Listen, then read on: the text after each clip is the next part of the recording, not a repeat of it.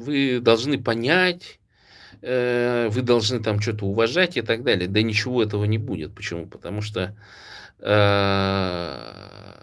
вот если бы она просто бы взяла, палку и вот эту девку отхлестала бы как следует, да, которая там подсчет ведет, короче, или по рукам бы била и поставила бы ее в угол, собрала бы там буритоса вот этих детей, короче, и сказала, что вот посмотрите, вот что бывает с русскими шовинистами.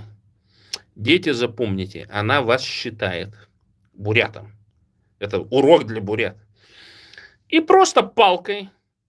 Да, понятно, что бить детей нельзя, там все прочее, но это так называемая выработка условных рефлексов.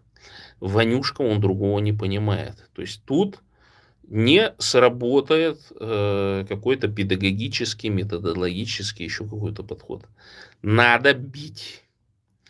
И вот если бы она избила, а потом бы сказала, значит,